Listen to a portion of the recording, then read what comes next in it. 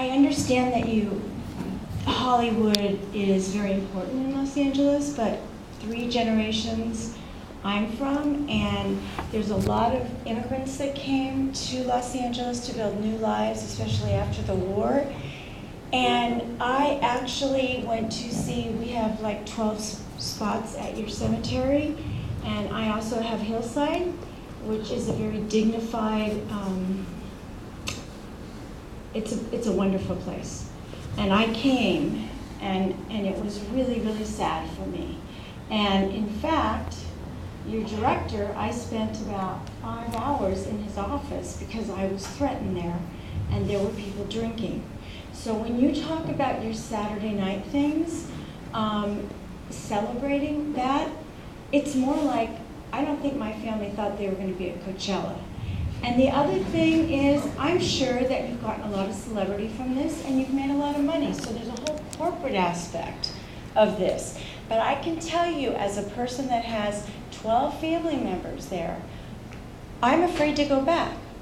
I mean, I was appalled. In fact, they drove. Did you come here to do this? Because this isn't our. No, I'm just saying. Well, but it's about cemeteries, and it's about death, and it's about art. No, I remember the day, but that wasn't it. Those were actually people that we got into the cemetery, and then we brought you inside, and that wasn't actually related to an event, I don't think. No, it wasn't. No. I found there was the a man event, off the street, right? the event was very well policed. I was, when I was shooting those photographs, the second I really stepped on the grass, there was security. They asked me to stay off the grass. I mean, I have, there's certain parts of cemetery etiquette I don't quite understand. No one seems to. There's issues with like benches and things like that. It's like, can you sit on that? Can you not sit on that? But I don't know. I've been spending a lot of time lately, and I think I think everybody seems to have a pretty good amount of respect when they're in that space. I'm actually amazed by what being in a cemetery does do to people. I mean, it does put something, a different feeling in them that they do need to act with a sense of respect. But I understand you were in danger the day you were there, and we had to bring security. It was very scary for you. Yeah, but where is your family located?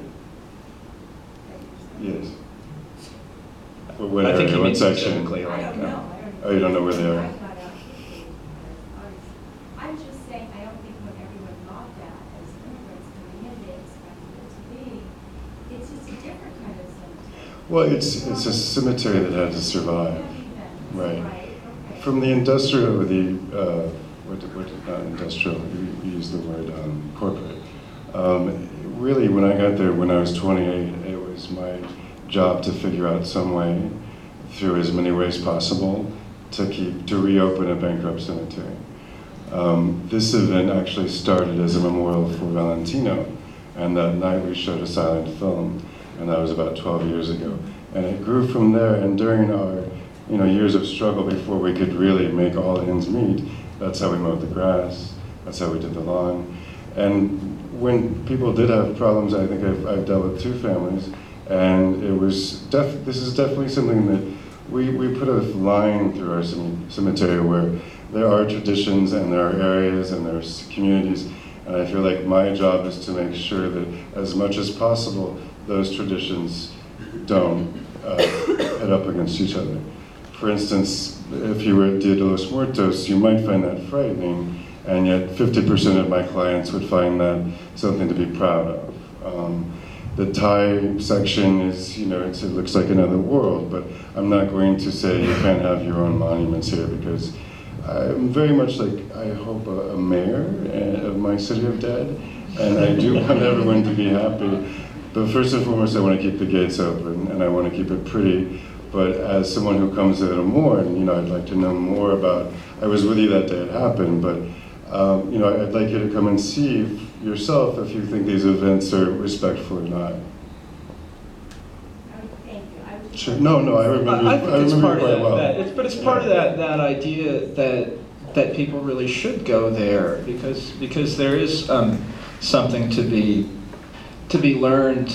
Just about it's not so different than the function of the museum. There's something to be learned about culture and about the way that you know, we comport ourselves in the world, you know. And when I saw a little girl at Pierce Brothers, her mom was looking for Marilyn Monroe, and her aunt was there or something, and you know, this, of course they, you know, and this girl was like asking them this really super important question. I thought, oh, this is so interesting, like what an interesting question. The kid was saying, you know, she just was dumbfounded, like, there's people here?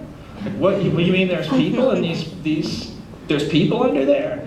And you know, I almost did that thing where you know, violate a parent's right. You speak to their child because they weren't answering her. And I really was like, I kind of followed them a little bit, trying to sort of see if I could find a place to kind of, you know, get involved in their conversation. They didn't have much to say. They didn't address this to their kid, and I sort of felt like they missed something there. But It's you know, symptomatic. The kid probably thinks that milk comes from the grocery store. yeah, exactly. Well, it's the same kind It's of coming from the cow's udder.